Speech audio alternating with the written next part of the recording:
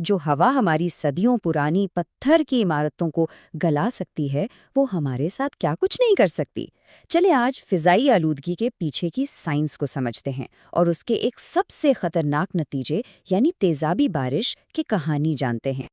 तो इस सारी कहानी को समझने के लिए हमें सबसे पहले ये जानना होगा कि हमारे इर्द गिर्द की ये जो हवा है, ये आखिर है क्या और इसका कुदरती तवाज़ुन कैसा होता है। ये सारा इल्म हमें माहौलियाती केमिस्ट्री से मिलता है। ये साइंस की वो शाख है जो हमें बताती है कि हमारे माहौल में कुदरती तौर पर क्या चल रहा है। और इससे भी अहम बात ये कि इंसान इस नाजुक तवाज़ुन को कैसे बिगाड़ रहा है। देखें, साफ हवा का फॉर्मूला बहुत सादा है।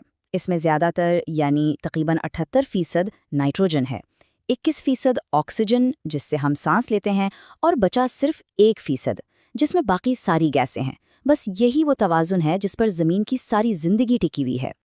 लेकिन क्या होता है जब ये कुदरती तवाज़ुन बिगड़ जाए? यहीं से आलूदगी की वो कहानी शुरू होती है जो हमारे लिए इतनी खतरनाक है। फ़िज़ाई आलूदगी का सीधा सा मतलब है फ़िज़ा में ऐसी चीज़ों का शामिल हो जाना जो वहाँ नहीं होनी चाहिए, यानी ऐसे नुकसानदायक मादे जो ना सिर्फ हमारी सेहत के लिए बल्कि पूरे माहौल के लिए ख़तरा बन जाते हैं। और यहाँ एक हकीकत है जो सब कुछ वाज़े कर देती है। हमारी फ़िज़ा में जो 90% आलूदगी है वो कुदरती नहीं है, वो इंसानी सरगर्मियों का नतीजा है। यानी ये मसला बड़ी हद तक हमारा अपना ही पैदा किया हुआ है। अच्छा, तो अगर 90% आलूदगी इंसान फैला रहा है, तो फिर वो कौन से कीमियाई मुजरिम हैं जो फ़ज़ा में छोड़े जा रहे हैं? आइए, ज़रा उन पर एक नज़र डालते हैं। इस लिस्ट में कार्बन डाइऑक्साइड और मोनोऑक्साइड जैसी गैसें हैं जो ईंधन जलाने से पैदा होती हैं। फिर सल्फर और नाइट्रोजन के ऑक्साइड्स हैं जो फैक्ट्रियों और गाड़ियों से निकलते हैं। और हाँ, ज़मीनी सतह की ओजोन भी है। ये सब मिलकर हवा को एक जहरीले कॉकटेल में बदल देते हैं। इनमें से हर आलूदगी का अपना एक ख़ास असर होता है। जैसे कार्बन डाइऑक्साइड को ही ले लें, हम सब जानते हैं कि ये सीधा सीधा ग्लोबल वार्मिंग की वजह बनती है। अब आते हैं नाइट्रोजन ऑक्साइड्स की तरफ। ये न सिर्फ हमारे फेफड़ों के लिए बहुत नुकसानदेह हैं, बल्कि यही तेजाबी बारिश की एक बड़ी वजह भी है। और बिल्कुल इसी तरह सल्फर ऑक्साइड्स हैं। ये भी तेजाबी बारिश का बायस बनते हैं और सांस की संगीन बीमारियों का भी। तो अब ये बात साफ हो गई है कि एक ही मसले यानी तेजाबी बारिश के पीछे कई मुजरिम काम कर रहे हैं। तो चलें अब फिजाई आलूदगी के एक सबसे तबाहकुन नतीजे को जरा गहराई से देखते हैं, और वो है तेजाबी बारिश। लेकिन सवाल ये है कि आखिर ये तेजाबी बारिश है क्या और ये बनती कैसे है? ये सारा अमल शुरू होता है फैक्ट्रियों और गाड़ियों के धुएं से।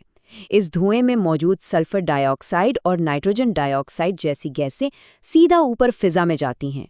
वहाँ बादलों में मौजूद पानी से मिलकर ये सल्फ्यूरिक और नाइट्रिक एसिड बनाती हैं और फिर यही खतरनाक तेजाब बारिश बनकर ज़मीन पर वापस आ गिरता है। और उसके नताइज वो वाकई तबाहकुन हैं। ये झीलों और दरियाओं में मछलियों और दूसरे जानदारों का गला घोंट देती है, जंगलात की मिट्टी को बंजर बना देती है और यहाँ तक कि पत्थर की बनी इमारतों और हमारी तारीखी यादगारों को भी आहिस्ता आहिस्ता खा जाती है। इमारतों पर इस हमले का मतलब ये है कि आलूदगी सिर्फ माहौल को नहीं बल्कि हमारी तारीख और हमारे सकाफती विरसे को भी मिटा रही है। ये वो कीमत है जिसके बारे में हम अक्सर सोचते भी नहीं। आप खुद सोचें, चाहे वो यूनान का अजीम पार्थेनियन हो या हिंदुस्तान का खूबसूरत ताजमहल, दुनिया की ये अजीम शाहकार तेजाबी बारिश की वजह से आहिस्ता आहिस्ता ख़त्म हो रहे हैं। और ये एक ऐसा नुकसान है जिसकी तलाफ़ी कभी नहीं हो सकती। अगर आपको ये वीडियो पसंद आई हो तो उसे लाइक करें, अपने दोस्तों के साथ शेयर करें और मज़ीद ऐसी वीडियोस के लिए चैनल को सब्सक्राइब करना ना भूलें। शुक्रिया।